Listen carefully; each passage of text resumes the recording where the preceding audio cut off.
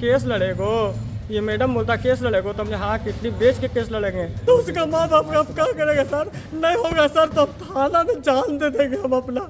मेरे साथ अब बहुत अन्याय हो रहा है, मैं बच्ची को बढ़िया से देख भी नहीं पा रही, कभी इधर ले जा रहा है कभी उधर ले जा रहा। पटना में नीट छात्रा के साथ दरिंदगी हुई। इस मामले पर लगातार पुलिस की कार्यशैली पर सवाल उठे। इसी बीच एक और घटना सामने आई नालंदा से, जहां एक बेटी जो नाबालिग थी उसके साथ भी दरिंदगी की गई। पुलिस का रवैया ऐसा कि सुनकर खून खौल जाएगा। बाप रो रो कर न्याय की मांग कर रहा है, कोई सुनवाई नहीं हो रही। थाने में शिकायत लिखने वाली मैडम कहती है कि केस लड़ने की हैसियत नहीं है तुम्हारी। पुलिस मीडिया ट्रायल का इंतजार कर रही है, जैसे नीट छात्रा मामले में हुआ। जब तक लोग सड़क पर आएंगे नहीं तब तक कोई एक्शन नहीं होगा। नालंदा जिले के एसपी भारत सोनी कहां सोए हुए हैं, इतना ठंडा रवैया है उनका। हाई प्रोफाइल केस नहीं होगा तो एक्शन भी नहीं होगा क्या? नालंदा की 8वीं कक्षा में पढ़ने वाली एक नाबालिग छात्रा के साथ गैंगरेप की घटना ने न सिर्फ समाज को झकझोर कर रख दिया, बल्कि पुलिस की कार्यशैली पर भी गंभीर सवाल खड़े कर दिए। मामला 22 जनवरी 2026 का है। पीड़िता अपने परिवार के साथ गया गई थी। आरोप है कि इसी दौरान 4 युवकों ने पहले अपहरण किया, उसे गया से बिहार शरीफ के एक गांव ले गए और यहां पर आरोपियों ने बारी बारी से उसके साथ दुष्कर्म किया। घटना के अगले दिन यानी 23 जनवरी को पीड़िता के परिजनों ने बिहार शरीफ महिला थाने में शिकायत दर्ज कराई। हालांकि शिकायत दर्ज होने के बाद भी पुलिस की कार्रवाई को लेकर पीड़िता के परिवार का आरोप है कि उन्हें केवल आश्वासन ही मिला। पीड़िता के पिता का कहना है कि घटना की जानकारी देने के बावजूद 2 दिनों तक कोई ठोस कार्रवाई नहीं की गई। उनका आरोप है कि आरोपियों की गिरफ्तारी तो दूर की बात है, पुलिस ने प्रारंभिक जांच में भी गंभीर लापरवाही बरती। घटना के बाद पुलिस के वरिष्ठ अधिकारी आए, उन्होंने पूरी घटना विस्तार से बताई, लेकिन उसके बाद थाना स्तर पर कोई ठोस कदम नहीं उठाया गया। पिता का आरोप है कि महिला थाना प्रभारी ने उनसे ये कहा कि केस कैसे लड़ेंगे। जवाब दिया कि बेटी की शादी के लिए जो पैसे जोड़े थे उसी से न्याय की लड़ाई लड़ेंगे और जरूरत पड़ी तो अपनी किडनी बेच देंगे और बेटी को इंसाफ दिलाने की कोशिश करेंगे। परिजनों का कहना है कि पीड़िता 2 दिनों से पुलिस के पास ही हैं और पिता अपनी बेटी से ठीक से मिल नहीं पा रहे। पिता का आरोप है कि आरोपी अब तक खुलेआम घूम रहा है। इस तरह के गंभीर मामले में तत्काल गिरफ्तारी होनी चाहिए। बड़े सर आए हम लोग के, बोले कि कैसे कैसे क्या हुआ है, हम लोग ने सब कुछ बताया। उसके बाद बड़े सर जब चल गए हैं तो मैडम बोल रहा है कि तुम लोग अभी यहाँ रोड पर रुको, उसके बाद आएंगे तब फैसला होगा। तो ये गरीब के साथ यही ना होगा भाई। कल से आज हो गया है, आज से शाम हुआ, रात हो गया, फिर शाम होने जा रहा है कि कोई हम लोग के कौन कानून है भाई, कौन सर है, कौन अफसर है भाई, ये हम लोग के कोई नहीं सुन रहा है। अगर हम लोग बोलते कोई बात तो क्या बोलता, तुम केस लड़ेगो? ये मैडम बोलता केस लड़ेगो, तो हमने हाँ किडनी बेच के केस लड़ेंगे। तो बोला तुम्हारे कहना है क्या? हम जिसके लिए हम कमा के रखे थे बेटी की शादी करने के लिए, हम वही पैसा से केस लड़ेंगे, मगर हम लड़ेंगे। कौन मैडम बोलती है? मैडम का क्या नाम है? मैडम ने सर नाम तो मुझको पता नहीं है, मगर जो मेरी बच्ची को सब कुछ लिखा है। थाना की मैडम है कि जी बाहर से? नहीं, ये थाना का मैडम है सर, महिला थाना जो है सर। अच्छा। वही मैडम है और वही मैडम ने अब कह रहा कि तुम अब यहाँ रुको, कभी कहता वहाँ जा रहे हैं, कभी वहाँ जा रहे हैं। तो ये कल से आज तक यही मेरे साथ होगा। मेरा अन्याय कोई नहीं सुन रहा, मेरी बात कोई नहीं सुनिएगा।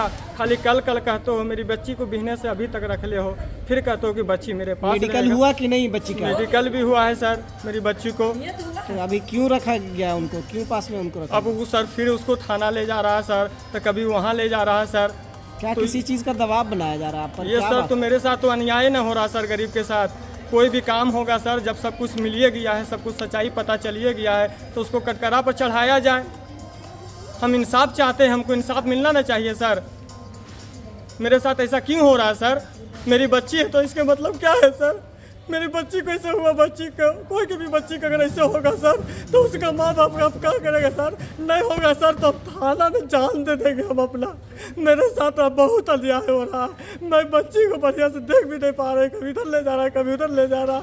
इसके मतलब क्या है सर? मेरा कोई मतलब नहीं है सर, कोई पुलिस जितना भी है साहब लोग, कोई नहीं सुनिएगा साहब हमारा बात, खाली इधर से इधर करवाते हैं। हमारा फैसला नहीं कीजिएगा। हमके साथ अन्याय हुआ, मेरे बच्चों के साथ अन्याय हो रहा है रहा सर। आप लोग कोशिश आप लोग से हाथ जोड़ी है कि मेरे बच्चों को जल्द से जल्द उसको इज्जत दे सर, बेइज्जत ना करे, ना तो इसके चलते में बाप भी मरेगा और एक बेटी, 2 आदमी का हत्या होगा सर। कोई दबाव उबाव भी बना रहा है दबाव बनाइए ना रहा सर, यहाँ से वहाँ ले जा रहा था, क्या हो रहा सर। लास्ट में मेरी बच्ची को कुछ ना कुछ इसको कहेगा, धमकावेगा सर, बोलेगा केस खत्म हो गया। पैसा वैसा की भी बात चल रही है क्या? पैसा वैसा तो हम किसी से नहीं मांग सकते हैं ना सर, न लेना। नहीं, कोई बोला भी है किस तरह का कोई बात? नहीं सर, ऐसा बात कभी कोई नहीं बोला है सर हमसे।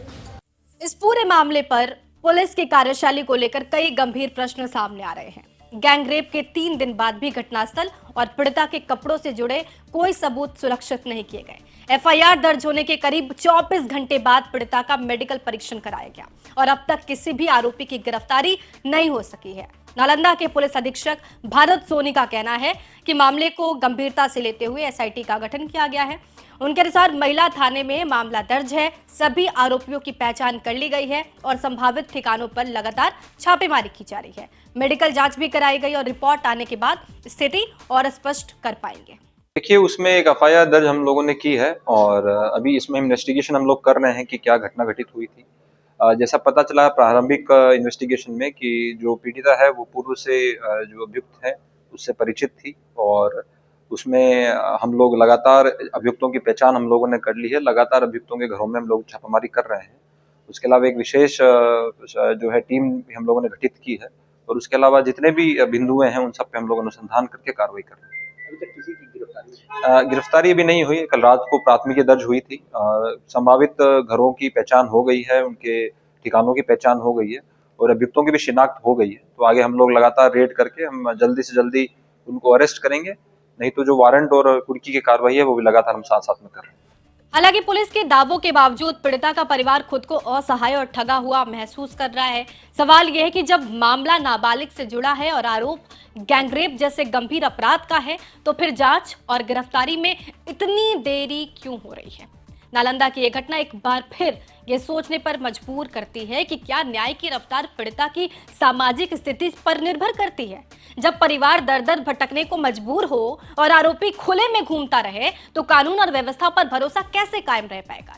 ये मामला अब सिर्फ एक अपराध की कहानी नहीं है, बल्कि ये पुलिस की जवाबदेही और न्याय व्यवस्था की संवेदनशीलता की भी बड़ी परीक्षा बन चुकी है। आप लोगों से रिक्वेस्ट है कि सवाल पूछिए उस एसपी साहब से कि कार्रवाई क्यों नहीं हो रही। सवाल पूछिए उस महिला अधिकारी से जिसको शिकायत सुनने के लिए हैसियत की जरूरत होती है। ये तमाम जानकारी जुटाई है हमारे सहयोगी रंजीत कुमार ने। आपको इस पे क्या कुछ कहना है कमेंट बॉक्स में जरूर लिखिएगा। बने रहिए हमारे साथ, देखते रहिए बिहार तक।